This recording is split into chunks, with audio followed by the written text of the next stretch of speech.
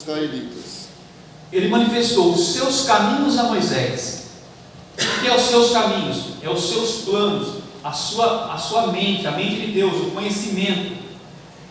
E aos filhos, que é o povo, ele manifestou os seus feitos, a obra das suas mãos. Então você vê que para Moisés, ele manifestou aquilo mais profundo, que já é o íntimo, a adoração. E o povo, apenas os feitos das suas mãos. É por isso que muitos se louvam pelos feitos daquilo que Deus faz e se adora por aquilo que Ele é. Então olha só a diferença. Moisés, ele tinha o conhecimento de Deus, ele sabia quem Deus era. Então ele o adorava realmente pelo que Deus era. Já o povo, ele até louvava, mas pelos feitos da mão de Deus. E hoje muitas pessoas louvam apenas por aquilo que Deus faz. Se Deus te cura, se Deus te dá uma bênção, louvado seja Deus. Mas só que não adora pelo que Ele é, porque ainda não conhece verdadeiramente a Deus. Então isso é profundo, porque conforme a intimidade da pessoa com Deus, vai diferenciar muitas vezes a forma que ele está louvando ou adorando. Só adora realmente quem conhece Deus. Só adora realmente quem sabe os caminhos de Deus, como foi revelado a Moisés. Agora, quem só vai atrás dos feitos pelas mãos de Deus, que são as bênçãos e as dádivas, ele é apenas louvado seja Deus, Deus me deu isso.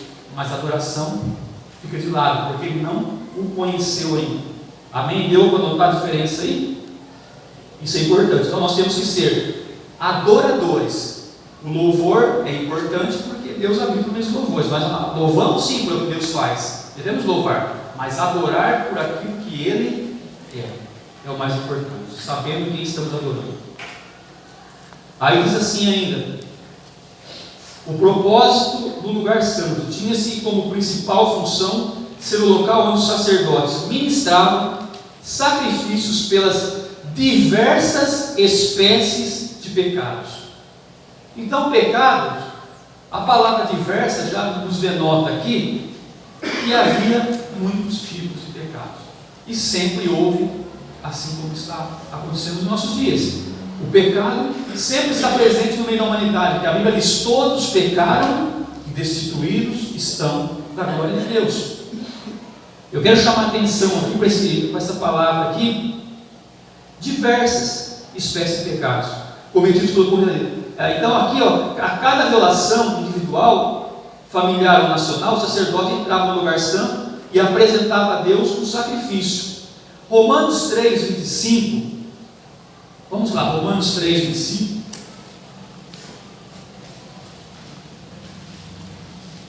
Estamos falando de diversidades de pecado. No caso, antigamente era mais fácil falar sobre o pecado, assim. Então ele não tinha que falar com a pessoa, ele só tinha que apresentar diante de Deus, né? Então, hoje em dia fica mais difícil, se o pastor tiver que corrigir um pecado, as pessoas se revoltam contra ele. Naquela época as pessoas chegavam, né? Já chegavam. As pessoas que É chegavam. muito mais fácil, né? Sim. As pessoas reconheciam o pecado, chegavam, confessavam. Hoje em dia É uma diferença. mas no baú. Mas olha o detalhe: lá ele chegava diante do sacerdote, confessava o seu pecado e fazia sacrifício para ser perdoado. Porque ele não poderia chegar no lugar santíssimo. Mas hoje, nós já estamos diante do santo.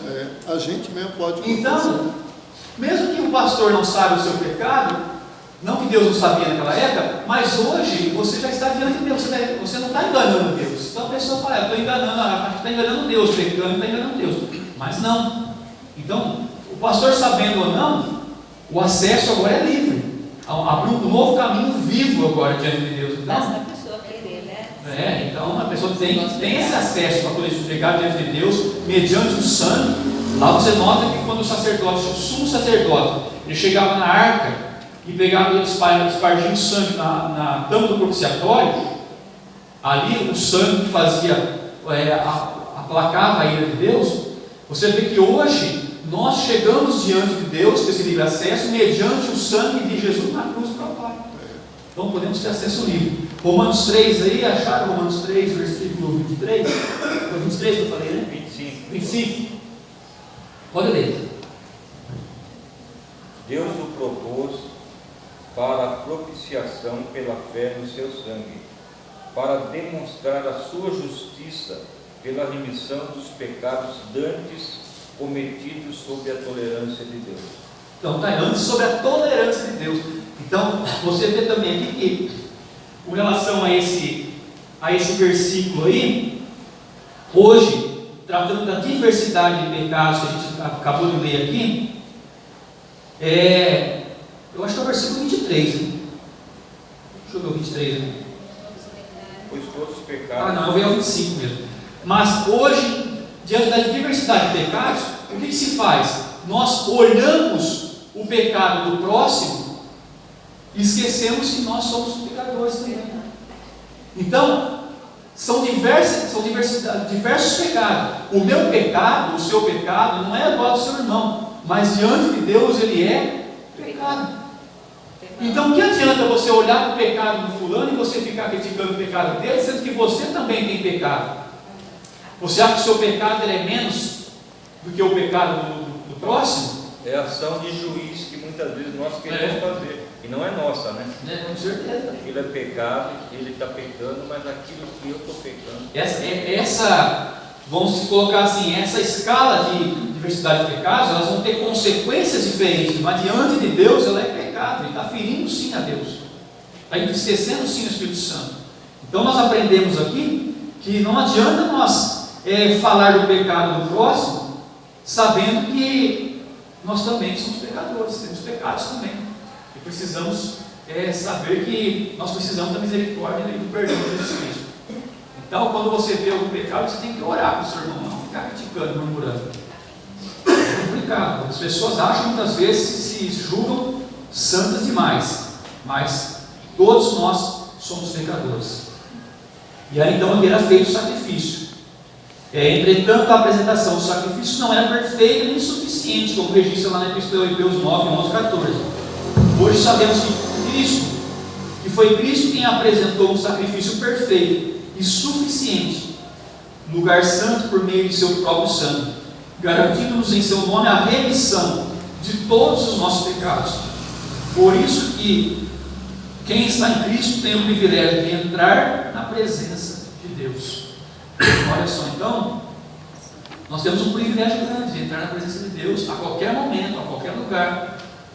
E mediante então ao sacrifício de Jesus, ao sangue de Jesus, nos arrepender e ser perdoados dos nossos pecados. Isso não quer dizer que nós temos autorização para pecar, né? Com certeza. Ele garante a remissão de todos os nossos pecados, perdoa, mas isso não é você pode pecar à vontade, porque Deus vai te perdoar e tal. Isso não é uma autorização para pecar, né? A própria Bíblia lá em João diz: Filhinhos, não pequei, mas se caso, se acontecer, porventura acontecer, tens um advogado. Então, o pecado é uma exceção, é um acidente de percurso na nossa vida. Então, isso fica claro, para que as pessoas não achem, eu vou lá, pego, eu dobro o joelho, peço perdão. Não, se você está pensando desse jeito. Algumas pessoas acham que ela tem autorização para pecar, porque Deus vai perdoar, já perdoou em Cristo, vai perdoar, então posso pecar à vontade. Não é assim não. Se for nessa mentalidade aí, você está totalmente perdido, pode ter certeza disso, porque Deus não se deixa escarnecer. Tem pessoas que acham que Deus, ele fala, eu vou pecar até 50, 60 anos, quando não estiver aguentando mais, vai de muleta e eu pegar e vou para a igreja. Você está pensando desse jeito, irmão, você está enganado, porque Deus conhece o coração. Então, o arrependimento é diferente de remorso. É bom a gente deixar isso bem claro. O remorso é apenas aquele sentimento de culpa pela consequência que você está sofrendo do pecado. Ele sofreu a consequência daquele remorso. Olha só o que eu estou passando agora. Mas o arrependimento não. O arrependimento, e antes da consequência, ele já sente a tristeza no seu coração e sabe que ele errou com Deus e ele precisa de perdão. E é bom a gente sempre lembrar que no pecado não é só o perdão. Tá certo, a Bíblia nos garante que Deus perdoa se houver arrependimento, mas o pecado tem consequência também. E a consequência não tira. O perdão não tira a consequência. Jamais. Então, o outro risco é que se você tiver em pecado, se você morrer nessa condição. Você nunca sabe que hora vai ser, quando vai ser. Então, se você morrer nessa condição, você Tá está perdido. perdido, não importa. Então, a consequência é algo que é a lei da semeadura. Aquilo que você plantou, você vai colher. Não tem oração de ninguém que vai tirar a consequência do seu pecado. O perdão é instantâneo, a partir do momento que você se arrepende genuinamente. Mas a consequência, pode ter certeza que você vai colher o que você plantou. Tratando do tópico 2 aqui. As 3 peças aqui o mobiliário do lugar santo. O lugar santo era um espaço de preparação dos sacerdotes para a entrada na segunda divisão, que era o santo, o santíssimo. É importante uma lição para nós prática também aqui, que nota que ali são níveis, que o sacerdote ele ia avançando. Cada nível que ele ia avançando, ele ia chegando mais perto de Deus. E assim é a nossa vida, nós temos níveis para estar mais próximo ao Senhor. E cada nível vai requerer mais para você estar próximo ao Senhor. E aqui diz que era um espaço de preparação dos sacerdotes. E o que eu aprendo aqui? Que para tudo, antes tem que haver uma preparação. Para você atingir um nível superior, antes você precisa passar por uma preparação para você estar apto a entrar naquele lugar ou estar naquele nível superior. Então nós vimos um exemplo clássico que o próprio Jesus Cristo ele se preparou 30 anos para um ministério de 3 anos e meio. Tem pessoas que ele quer preparar 3 meses para um ministério de 30 anos. E não é assim que funcionam as coisas. O apóstolo Paulo, ele se preparou aos pés de Gamaliel durante muito tempo. Então a preparação, ela é algo que faz parte do processo para que nós possamos atingir níveis maiores. Ninguém chega lá na frente sem antes passar por uma preparação. O pastor Cláudio hoje foi lembrado aqui, na quinta-feira, que hoje ele é presidente do campo. Mas ele não começou como presidente do campo. Ele começou lá na casa dele, na cozinha dele, dirigindo os cursos ali. Mas 22 anos quase, se preparando para esse momento. Aí hoje o camarada chega na igreja, o camarada aceitou Jesus, vai 3 dias e já quer ser pastor. Ele já quer ensinar. O ministério de Moisés também, né? Moisés, 40 anos no deserto, para poder depois ser apto a voltar e tirar o povo do ministério. Então, nós aprendemos que a preparação é algo que faz parte da nossa vida para atingirmos níveis maiores diante de Deus. Vamos abrir Zacarias 4:10. Zacarias 4:10, essa referência não estiver errado, que eu marquei meio sem enxergar ali. Zacarias 4:10, vamos ver lá. Porque quem despreza o dia das coisas pequenas, pois esse se alegrará, vendo lucro na mão de toda a terra. São os 7 olhos do Senhor que discorrem por toda a terra. Quem despreza as coisas pequenas. Então ninguém tem que começar por baixo. Eu vou ser diácono, vou ter que limpar a igreja, limpar banheiro, fazer isso, só cortar o mato ali no estacionamento. E eu fazer isso aí? Não, eu quero já chegar, abrir a Bíblia lá e já pregar. As coisas no reino funcionam diferente. O que está em último é o primeiro, e o primeiro é o último.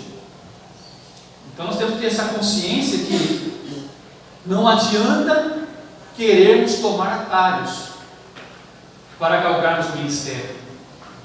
Precisamos começar pelas pequenas coisas, nos aperfeiçoando até chegar o dia que você está apto, eu esteja apto a entrar a níveis superiores que Deus tem colocado e proposto para nós. Amém? Então tenha isso no seu coração.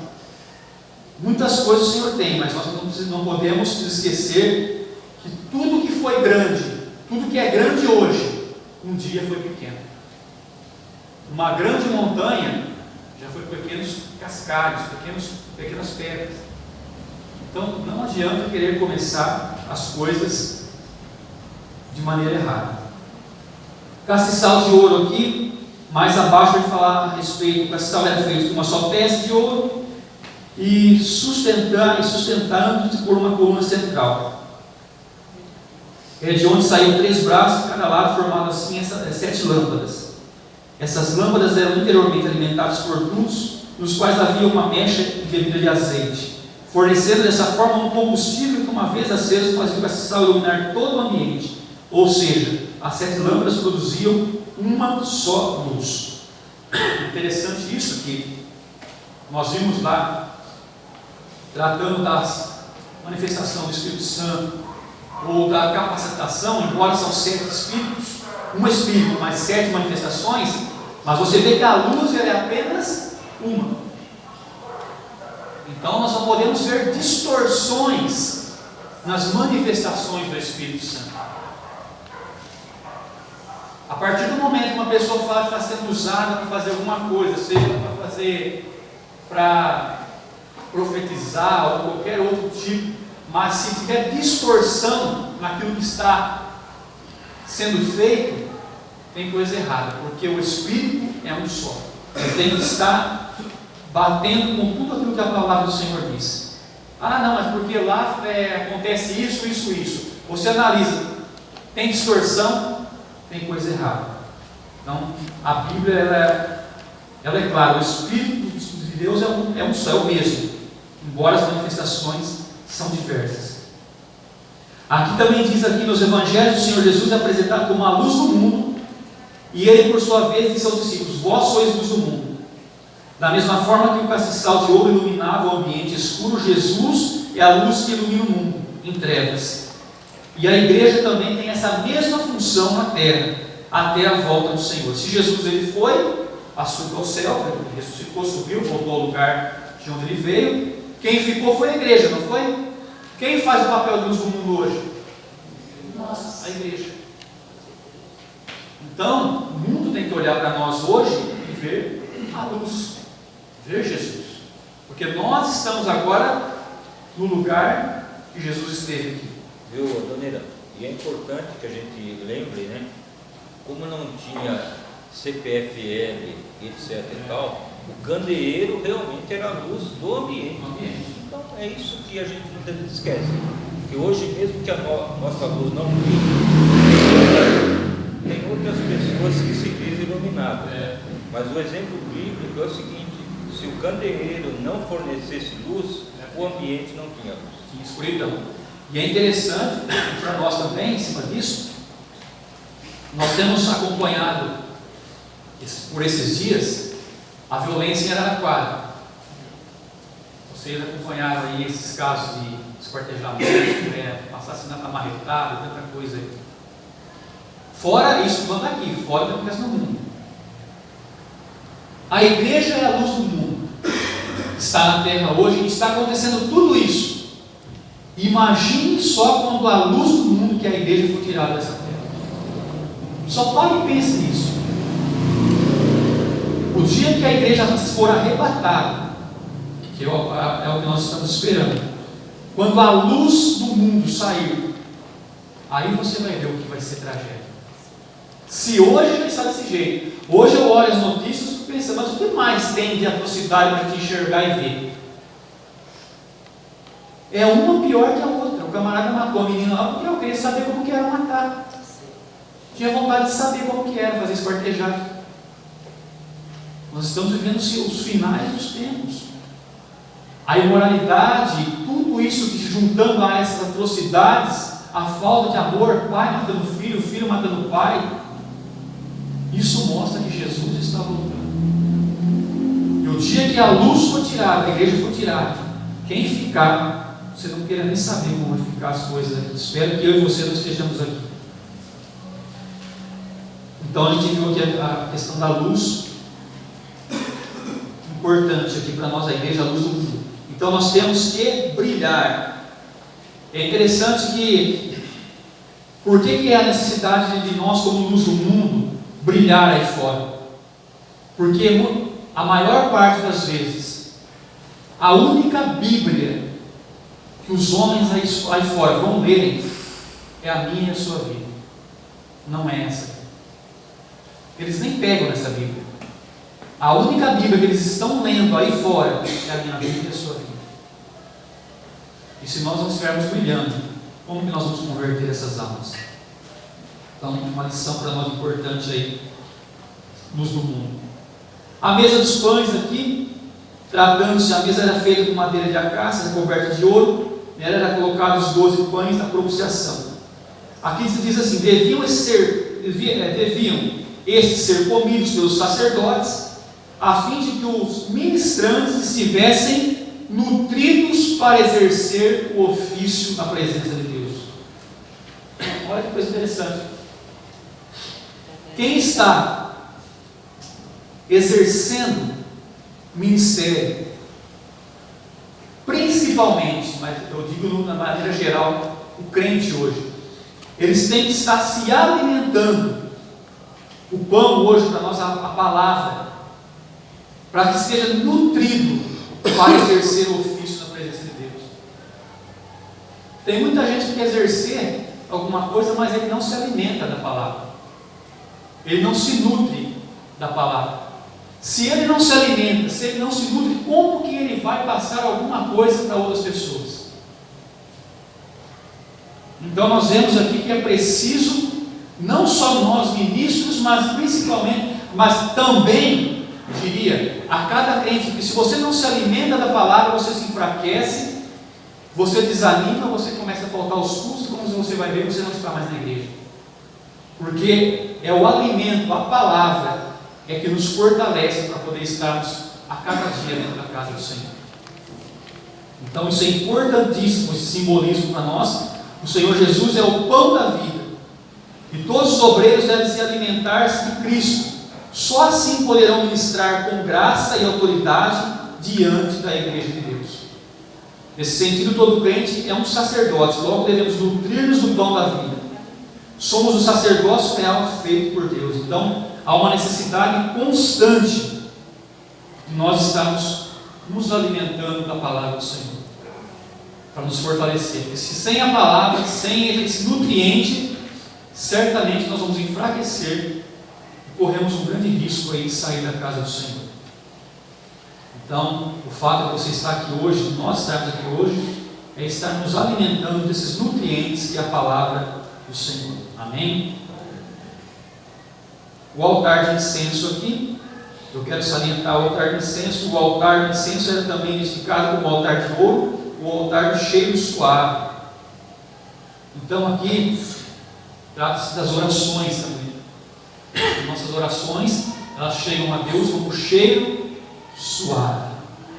É importante nós termos em mente que cada oração não está jogada ao vento, ela está subindo até o altar de incenso lá diante do trono de Deus. Aí depois nós temos aqui também nosso sumo sacerdote Jesus Cristo, intercede por nós. Ele cumpriu essa tarefa de intercessor supremo através da sua morte. Então hoje, através das nossas orações, o nosso sumo sacerdote hoje é Jesus Cristo, o nosso intercessor e mediador entre Deus e os homens. O diabo quer dizer acusador. Lá em Romanos 8,33, vamos abrir Romanos 8,33, tratando disso, diz assim, quem tentará acusação contra os escolhidos de Deus? É Deus quem o justifica. Então, se o diabo é acusador, ele está acusando a minha vida e a sua, hoje Jesus, como nosso sumo sacerdote, ele é quem nos justifica. Apocalipse 12:10, vamos lá, Apocalipse 12:10. Apocalipse 12:10.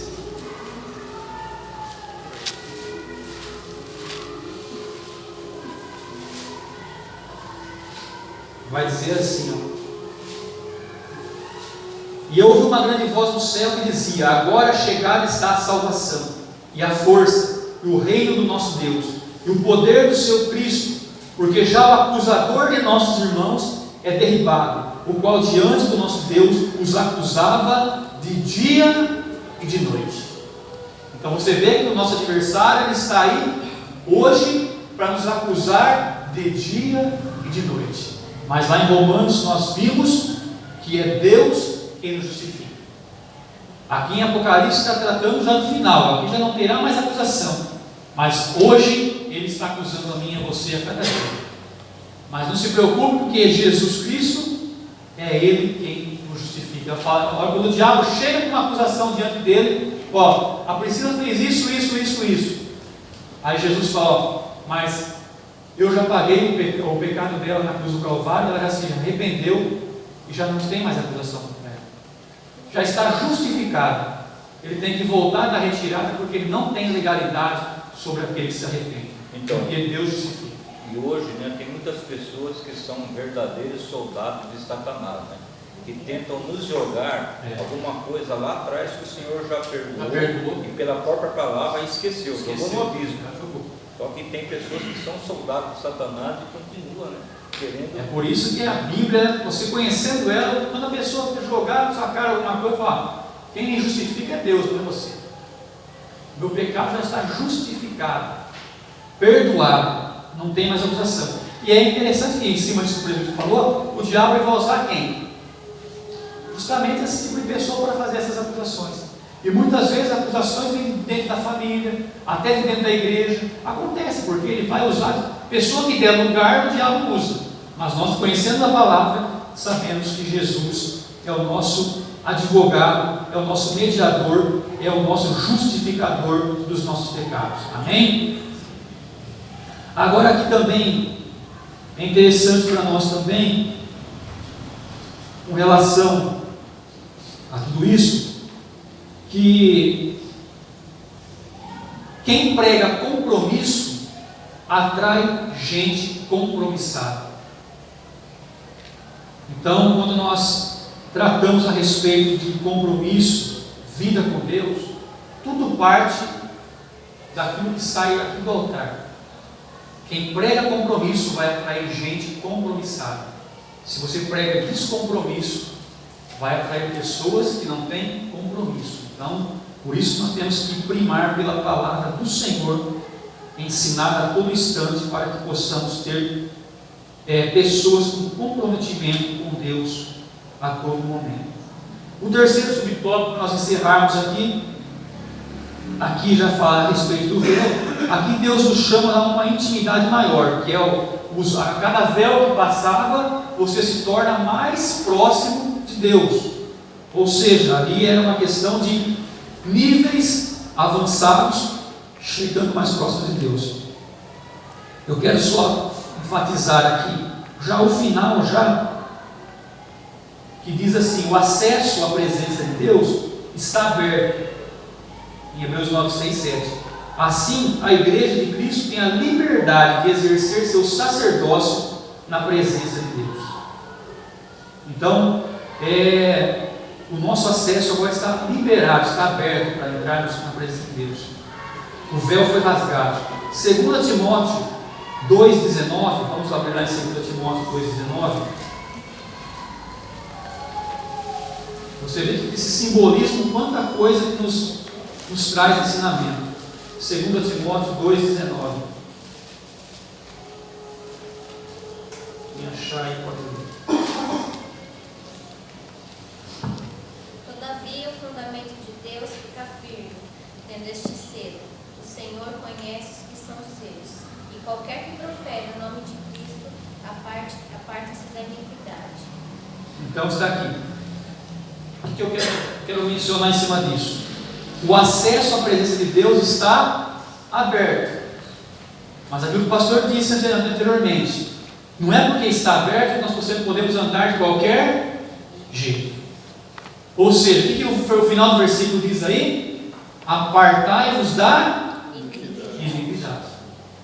Então não tem como ter consenso entre o pecado e o santo, o imundo e o purificado, o puro.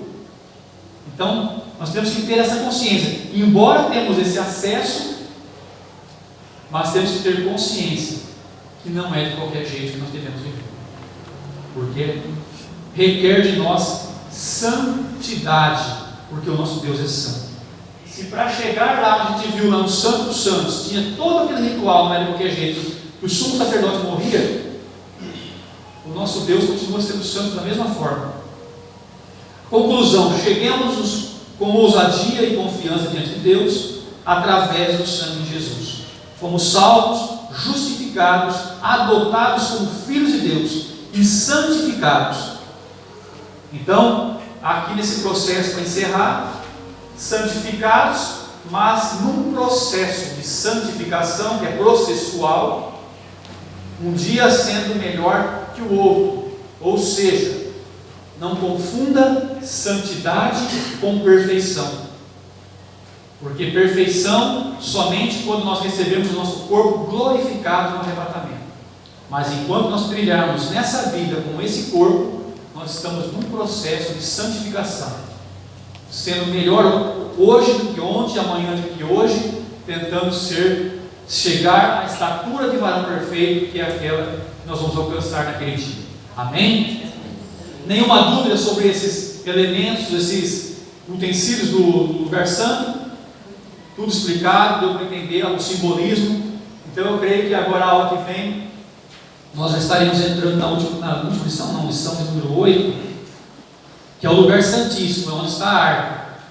Mas dentro desse simbolismo você vê quanta coisa a gente aprendeu aí. Você fez uma pergunta: quem fazia o pão para colocar na mesa dos pães? Era o sacerdote, a família do sacerdote? O que era? Tinha que ser da família do sacerdote. Tinha que ser. Porque era algo que era muito sério. Porque o povo em si, você vê que o lugar santo fala que era um lugar de serviço. E só tinha acesso no lugar santo os sacerdotes. O povo ficava no átrio, do lado de fora.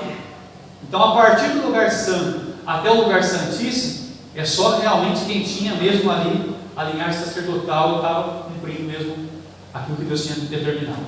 Amém? Vamos colocar de pé, agradecer a Deus.